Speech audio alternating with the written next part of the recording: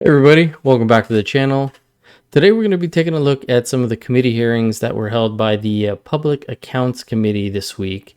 And you might know them as the ones that deal with ArriveCAN, GC strategies, as well as the Indigenous procurement, to name a few. Now on Wednesday, they had Diane Daly come in to do testimony, and it was almost like a 3-hour thing. So I'll leave the link down below if you want to go watch that. However, today they had the Conflict of Interest and Ethics Commissioner come in to answer some questions as well. And this one was also almost 3 hours. Now, at the start of the committee hearing, you're going to see Garnet Genuous put forward a motion that actually was the motion that ended Wednesday's meeting. And he's putting it forward with some amendments that he incorporated from the NDP and the Bloc, as well as he wanted to clarify something for the Liberals. Now, the Liberals, in all Liberal fashion, as I'm sure you're not surprised, tried to throw a wrench in it right away, in particular MP Shanahan. However, some of her other Liberal colleagues voted for the motion, which forced her to vote as well, as you're going to see here. Thank you. And I spoke to the motion yesterday, but I'll just read it out and articulate some of the differences with the new motion. The new motion says, in light of testimony and evidence provided by Diane Daly, the committee ordered the production from the government of the recording, which Ms. Daly referenced in her testimony, of her 3.5-hour interview with CBSA, and called the following people to appear before the committee on ArriveCAN, and particularly to respond to the new information Ms. Daly has presented. Lisanne Bolduc, Tom von Schoenberg, Ariane Reza, Aaron Gorman, and additional officials and experts with knowledge of TBIPs.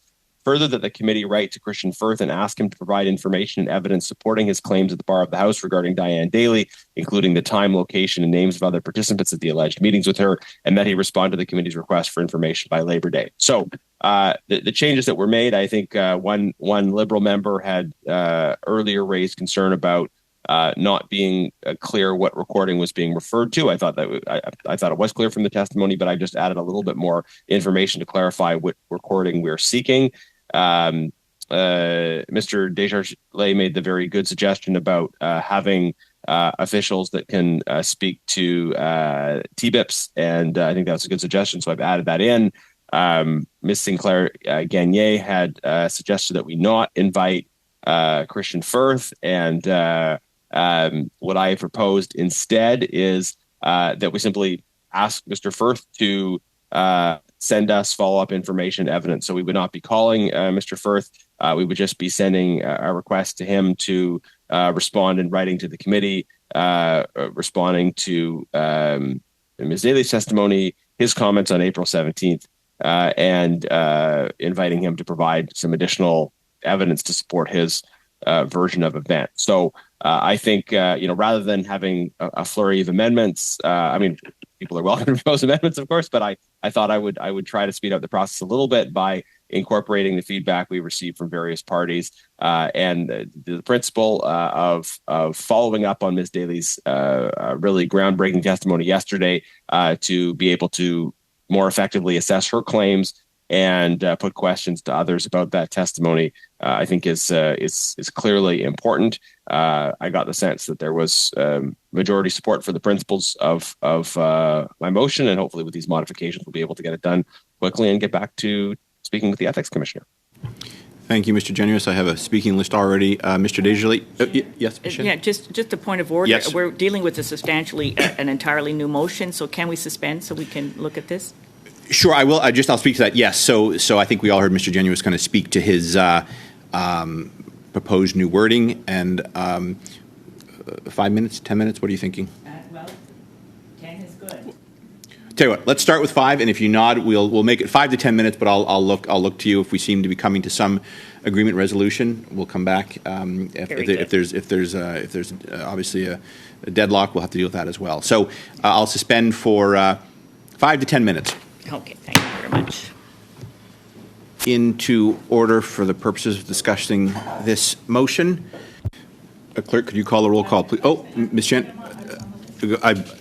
I thought you, okay, no, I'll go ahead, Ms. Shanahan. Just one second, clerk. Please, Ms. Shanahan, go ahead. All right. Well, thank you very much, Chair. And we appreciate that we had a chance to look over the revisions that were done to the motion. But the essential problem with the motion is still there, which is that listening to a recording that was recorded unknowingly to other third parties, and as part of a private investigation being duly undertaken by the proper authorities, risk to potentially sabotage that investigation, to compromise that investigation. And I know that we have experienced members on this committee who are very, very much aware of this. So I do wonder what the, again, as public accounts, where we pride ourselves on being objective, on being, sort of doing that oversight,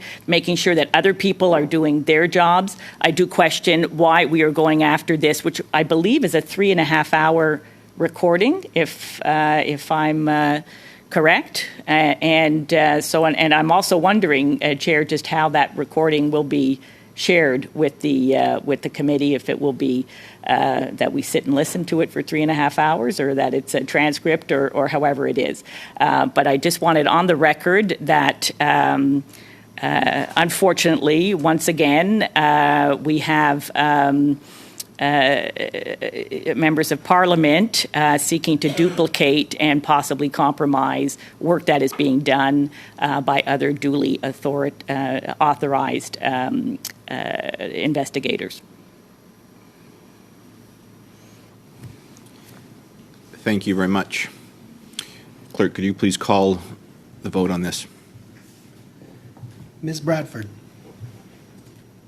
Affirmative. Ms. Khalid. Yes. Ms. Shanahan. Regretfully, yes. Mr. Ali. Yes. Ms. Yip. Yes.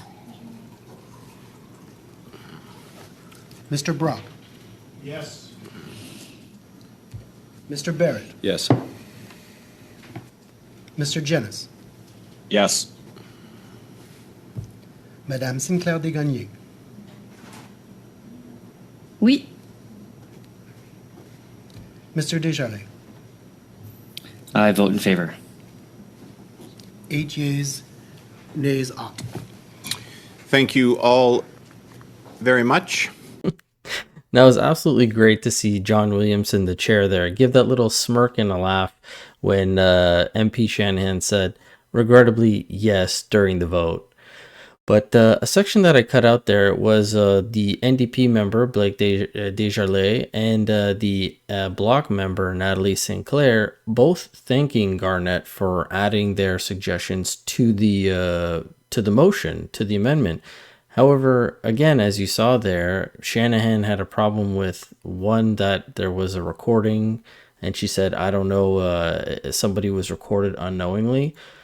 Not sure if she's aware of the law, but in Canada, that is allowed. As stated here, in Canada, Section 184 of the Criminal Code of Canada states that recording a private conversation is legal, provided that one of the participants consents to the recording. The consenting party can also be the party who is doing the recording of the conversation. This exemption is known as the one-party consent. So her trying to make it seem like, oh, this was done unknowingly, and I don't know if we should really be listening to it, that's a moot point because it's allowed.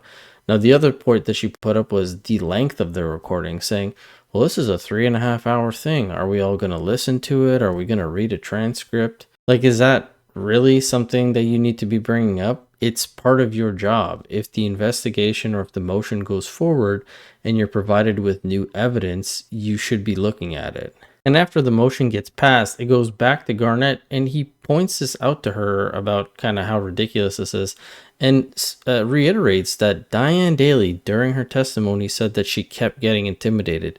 So why are they going to be relying on the proper authorities for this? Well, thank you, Chair. Just to say, first of all, I'm very glad to see that motion passed. I will say Ms. Shanahan's comments are totally incorrect, and I think they ignore Ms. Daly's testimony. She made very serious allegations about intimidation of her as part of an internal government process, a process that clearly is compromised and subject to criticism. So for after hearing those 2 hours of testimony, Ms. Shanahan to say, we should just trust the internal process doesn't make much sense to me. We're parliamentarians. Our job is to hold government accountable. And that's what the passage of this motion, which clearly had the support of the opposition and in the end passed unanimously, that's what it allows us to do, is get to the bottom of what happens. And again, this is something you would think that they would want to do, is get to the bottom of what happened, as Garnett said there. You've been provided new evidence, actual recordings of which you can listen to and gather more information from. Yet the fact that there was any sort of pushback from Liberal members is not totally surprising, but still mind-blowing in a sense. Now, surprisingly, MP Bradford and Khalid, and I think Ali, did vote for it. So Shanahan was kind of a sitting duck there. But as this committee hearing goes on, there is more pushback from the Liberals, in particular Shanahan again and Khalid, which I think I'm going to do a separate video on, because Michael Barrett and Larry Brock go kind of toe-to-toe with them. There's a bit of pushback, and it is a little bit too long for this video, I would say. So I'll probably incorporate it in the next video. But just on this alone, you can already see what the Conservatives constantly have to deal with in these committee hearings, the kind of sabotage that we've seen throughout some of the other ones. But, you know, I'd love to hear from you guys. I know not a lot of you do watch these committee hearings. Do you find this kind of coverage interesting? Let me know in the comment section below. And as always, I'll catch you guys on the next one. Thanks so much.